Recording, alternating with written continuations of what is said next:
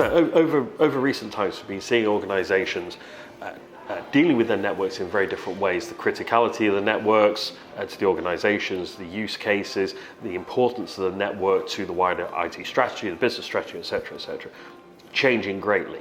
One of the consequences is we've seen organisations start to use the word transformation a lot in relation to their networks. It always used to be migration, now it's transformation.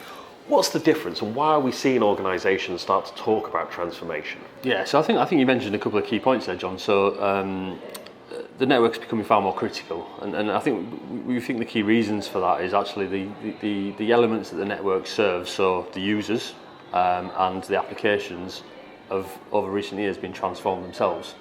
So we've seen significant transformation in the application space, more services being moved away from on-premise hosting, locally hosted, centrally hosted, to cloud-based platforms. Whether that's SaaS, whether it's platform and service, infrastructure services, they've been completely transformed. The way people consume these applications now is different to what it was 5 years ago. Similarly on the user side as well, the user's been transformed. They're no longer on net all of the time. They're accessing from mobile devices, they're off net. They're consuming services differently, maybe from home, from the cloud. So that whole area in terms of the user and the application has been transformed. Therefore, the network needs to be transformed ultimately to support that change in the environment. And is there something bigger going on? So migration has the feel of, I had a Freight relay connection, now I have an MPLS connection. The technology may have changed, but the service model, the operating model is exactly as it was before. Transformation suggests that something bigger is changing. Is that the case? Yeah, so I think the two areas of transformation that we see most of is technological transformation. So we're seeing innovation in the market, which we've not seen for many years. Previously, most organisations would migrate either to higher bandwidth services with the same provider, or they might migrate providers to get a lower cost service for a better grade, a lower cost service. But pretty much like for like type of environment from an architecture perspective. I think technology innovation now aligned to accessing cloud-based platforms, aligned to enabling users to access them platforms easier, is meaning that the architectural design of network is changing. So it's no longer just a closed MPLS network, point-to-point network. It needs much greater access to the cloud platforms. It needs to allow better ingress from a home worker perspective, for instance. It needs to be secure by design as well, so embedded security in there. It needs to be more dynamic in terms of policy orchestration, change management, configuration management. There's a whole new demand around what the network needs to do, and obviously it comes back to the importance and criticality of the network for many organisations. And so what it sounds like is there's a lot more moving parts now going on in a network transformation. So organisations have to consider a wider range of technology options, you have to consider a wider range of service provider options. I think we're also finding that organisations are having to consider a wider range of operating model options, where those service boundaries lies, who does what, how many players there are within the network environment. That's all changing as well, right? Yeah, so I think the availability of key components of the network is changing. So whereas in the past predominantly you would go to a telco to buy the network services, I think the productization of things like SD-WAN means maybe a more direct vendor approach or a service integrator approach might be more appropriate in the telco. I also think if you look at this from a global point of view, breaking down, so the delivery of things like SD-WAN allows organisations to consider a different approach to the underlay. So breaking down the single global model into maybe a regional model or even a local model, being able to look at different connectivity types, internet, cellular, point-to-point, MPLS potentially still is in the mix there. But yeah, the design and the sourcing approach, and then ultimately the way you operate that, all needs to be transformed to deliver that kind of efficient and effective outcome. And people are seeing this as a net benefit, right? So this isn't just dealing with solving problems. This is creating net benefit. So we see organisations feeling a great benefit from, for example, disaggregating that intelligence layer, the services, the resources from connectivity. They feel that's giving them a positive outcome, more control, more agility. Yeah, I think, and again, it's very much aligned to what's happening in other areas of IT. So the move to cloud is certainly driving much more agility in terms of being able to stand up services, tear down services when they're not required. More agility in terms of moving more to kind of policy management as opposed to infrastructure management. So yeah, it really kind of is following that similar kind of trend. Creating orchestration tiers where config management, policy management is driven by maybe internal teams, but the actual workings of the network, the carrier stuff, the physical connectivity, the core routing might be offset to somebody else, but not necessarily a telco. We are seeing disruptors in the market, new entrants into the market delivering that capability, maybe better in some cases than what the telcos can. What it sounds like is there's a lot of different ways of tackling the network now, but it also sounds like in some cases those outcomes are more complex, potentially more risky. Is it a case of organisations having to decide their level of demand for agility, their level of demand for flexibility, and equally their level of tolerance for risk, their level of tolerance for complexity, and that's going to dictate for each organisation where they end up on that spectrum? Yeah, absolutely. I think that's a real key point. These future models are undoubtedly more complex than maybe going to buy a managed service from an MPLS provider, a telco from a global scale. The more services you add or stack in terms of delivering that network architecture, and the more providers you include in the mix, it becomes more complex. There's more service boundaries, there's more areas to potentially manage and have SLAs with, and be able to manage them contracts from a maybe a regional or even a local basis, speak the language, simple things like that. So it does become more complex. So yeah, it's very important that organisations do weigh off that complexity versus the benefit, and obviously versus cost as well in the long run. But presumably, no one is forcing them to go into one of these new models. So those more traditional models, single vendor, the more traditional managed service, that's still available in the market for those who want that low risk, low complexity environment, but there are different models available for those who are looking for a different outcome in terms of agility or access to technology, but are willing to accept, for example, a greater level of complexity. Yeah, and I think what we're typically seeing is that new models are challenging the traditional models, not only from an IT perspective, but from a business requirement perspective. So one example would be organisations wanting to deliver more services in the cloud and almost like delegate some of the control of them capabilities back into the business. That's quite difficult to do in that single managed service model. Creating cloud connectivity is quite a cumbersome task. Getting access to SaaS platforms, it's not that simple. It's got dependency on IT. We're seeing a lot more business-driven requirements coming in that wants to, that effectively they're wanting to take a little bit more control because they can. It's all about applications. It's all about business-based applications, not necessarily having that dependency on IT. So we are seeing that businesses driving slightly different approaches to the way the network needs to be delivered. It's almost like they're taking a little bit of control over their own destiny. Interesting. So what's the commercial implication for all this? Because ultimately organisations have got to buy this, they've got a budget for it, they've got cost constraints, etc. With all these moving parts, new technologies coming in, we all hear these marketing messages around this is cheaper, this saves money, etc., etc. What's the reality of commercial outcome and the complexity of those commercial outcomes? I think the reality in terms of what we're seeing is, in most cases, a kind of cost neutral outcome is typically where most organisations would get to or would aim for. But for that cost neutral position, it's likely that they'll have more flexibility, more agility, probably more bandwidth, but they might also increase the complexity as we mentioned before.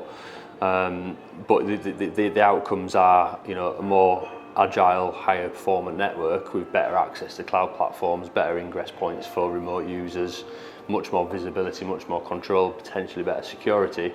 So you look at them benefits, yeah, absolutely there is some risk, but the cost potentially could be, the same as what they pay today. So would it be fair to say, on one side of the equation, you've got declining and very quickly declining unit price for, let's say, bandwidth, like-for-like bandwidth, prices are going down very quickly. but those same organisations are then reinvesting those cost savings in more bandwidth, more resilience, SD infrastructure, improved CPE, more services, more resources, etc., etc. So they're ending up cost neutral, but they're getting an awful lot more. Yeah, I think that's exactly it. I mean, there is a kind of general rule of thumb that you can get much more for your money, the same amount of, the more bang for your buck, I guess, is a term that we use often. But being able to architect the network in such a way that it aligns to the business requirements, you've got more flexibility, more usability of the available bandwidth that you've got. You're embedding and consolidating more security services, optimization services, cloud access services, so you get a much more comprehensive network capability, which aligns to the criticality of it, looking forward from a business point of view, and you're delivering that for around the same price as what you would be paying for your traditional environment. So this sounds like a really sizable level of change for an organisation. This isn't just swapping out one technology, swapping in another technology. There's a lot of moving parts here. Presumably there's a number of success factors organisations are going to have to get right if they want to make these sorts of transformations work. What do you see as those key success factors? Yeah, so this isn't a project that you can deliver overnight. For sure, there's lots of inputs that are required. Probably one of the most important inputs is understanding what you've actually got today. Clear understanding of the inventory of services that you've got. So current contracts, site lists, what's deployed, costs. Yeah. Okay. Yeah, because even at that very initial stage, as part of the strategy development process, there could be some quick win opportunities there. You might find that within the inventory, some of the services are out of contract, and you could do something quick to reduce some costs there, or you could look at maybe some contract consolidation even early in the strategy process. But equally, you might find constraints within that inventory, services that have got long contract terms remaining, etc., where you can't transform them for a long period of time, and there's no point building a business case that requires that. Exactly that. So the kind of key purpose of that inventory building exercise is to really understand the clear landscape from a contractual commitment perspective, from a cost point of view, from a physical bandwidth and access circuit point of view. Understand what you've got, what is the starting point. I think following on from that, then it's really important. We've talked very much about this being a business-led requirement kind of process now, and we're seeing that more and more. It's not necessarily IT that are asking for all of this change. It's not necessarily procurement that are asking for a lot of this change. It's the business that are demanding the change to ensure that they can grow, maybe acquire more businesses, maybe access more services, maybe be more competitive. These are where the drivers are coming from. So it's very important that as part of the strategy development process, then requirements are fully captured at a business level, and then they're interpreted down into what it needs to look like from a solution. What's a service wrap need to look like? What is a desired operating model, a target operating model? What are the commercial restraints potentially, or even what are the commercial opportunities? Is there investment on the table to really go out and kind of deliver this as a transformative project? Presumably within that operator model question, there's also a skills question. People, capabilities, it's all very well wanting to deploy new technologies, but presumably ensuring that you have the people and the skills to manage those environments and deal with those environments is critical. Yeah, absolutely. So we typically in a lot of the process that we've been running, we'll look at a variety of different options for transformation. So we might look at one maybe optimizing what they've got today, looking at where they can make some cost savings, maybe optimize some bandwidth, deliver some of the outcomes that are defined within the statement of requirements. We'll look at a more of an enhanced version, which is saying, well, actually you can maybe supplement what you've got with some alternative technologies.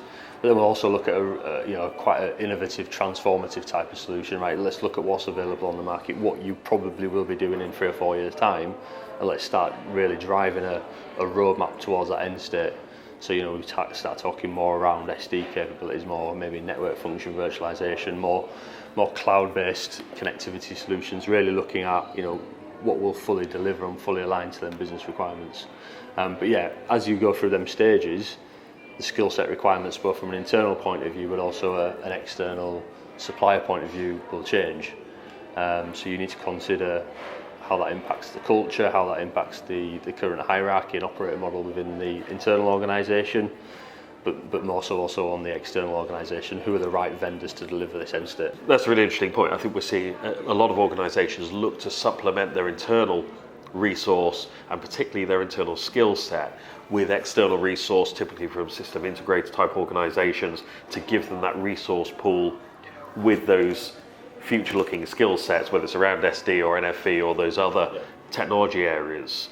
Do we think that's a trend that's going to continue? Yeah, so many organisations are structured in quite a siloed way, which makes it quite difficult to move into this future model where things are orchestrated. You know, the security, the routing, the compute potentially is orchestrated from a single platform. That's a very different model from what people have got today in that siloed environment. So skills are a big issue. We are seeing at this point in time the SIs having probably the better capability in the market than maybe the telcos and some of the other providers out there. But you know, that could change, and it's something that we're obviously keeping an eye on quite closely as people do transform into these platforms. So this is a really complex environment. We're talking about a lot of moving parts, a lot of change. Presumably, the business case, the commercial case underpinning this is also going to be pretty complex to develop. A lot of change to the OPEX environment, CAPEX, there's going to be investment. Obviously, a lot of organisations will be pushing for cost savings. What do you think are the key steps an organisation needs to take to develop the commercial and the business case for network transformation? So I think defining what their target approach is for transformation is really key. So, you know, getting agreement from various stakeholders as part of the kind of requirements capture piece, ensuring that they're bought into what the ultimate vision is, and then development of a detailed roadmap to understand, you know, what are the key milestones to get from that current base inventory to the vision state. How does that tie in with the contract commitments that they've got? How does that tie in with delivering maybe some savings objectives that they've got? How does it tie in with maybe some business objectives they've got around delivering new services? And really detailing that out step by step to get to that end state. I think one other area that is important as well is that, you know, we realise that requirements change. You know, it's quite difficult to define a 3 to 5 year strategy on the basis that requirements won't change. So it's really important that through any sourcing process and through any contract that's agreed with any supplier as part of the chain, that there's enough agility and flexibility within that contract to ensure that, you know, as you kind of go through the journey to that end state that end state vision, that you've got enough flexibility to do out of any commercial penalties, contractual penalties, and you know, that's something that we're really focused on helping customers with at the minute.